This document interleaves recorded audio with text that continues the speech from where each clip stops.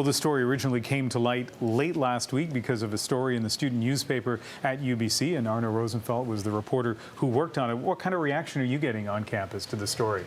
Well, you know, I can't say there was a big reaction of surprise, really, because it was something that, if it wasn't an open secret, it certainly fit with the reputation that Frosh has, and frankly, that elements of Sauder School of Business have.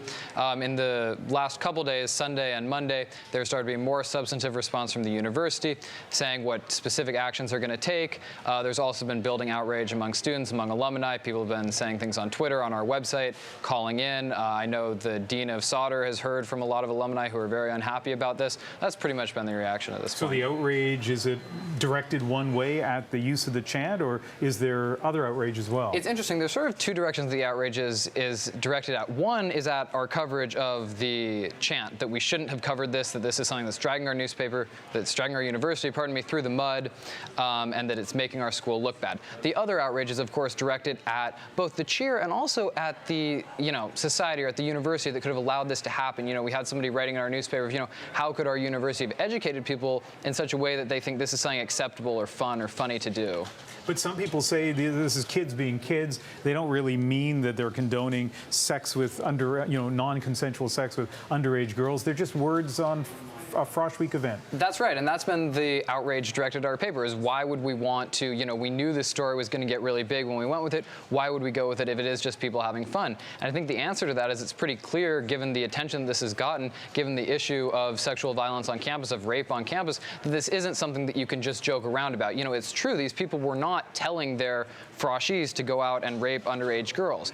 But when you joke about it, when you make light of it and chant about it in a glib way, then the people who do those things, it really de-emphasizes consent, and it encourages people who are committing, sexual violence. Now, at St. Mary's University in Halifax, there was a video. That's really what powered this story onto the national stage. Yeah. No video, as far as we know, of the chant at UBC. I'm sure there's a video. I'm sure someone out there has made a video.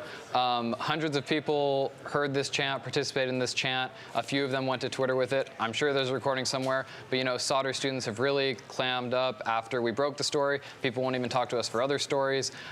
So yeah, I'm sure there's something out there. But we really came to the story after the video at SMU broke, and I think if there hadn't been the video there, it would not have gotten the attention. People won't talk to you about other stories?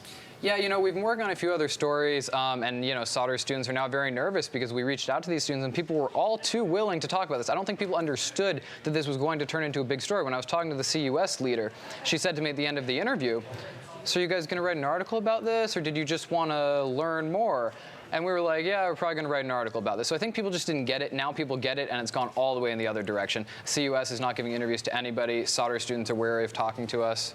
And so when we look back at this a few months from now, what do you think will be the impact of this event and the coverage and the debate that you're talking about? I really have to hope, because it is true, this does damage UBC's reputation, it does damage Sauder's reputation. So I'm really hoping that the university, that Sauder, that the students will pull through and actually take this head on. We'll say, okay, there was a problem, there was a culture that allowed us to be basically like kidding around about rape, and that we'll move in a positive direction. Because if we're not moving in a positive direction, then the coverage is really a waste. So I'm really hoping that the university will take this seriously, and I think so far they're going in the right direction. I know you still have a story to write on today's news conference, so Arno Rosenfeld, thanks for coming in. Thank you.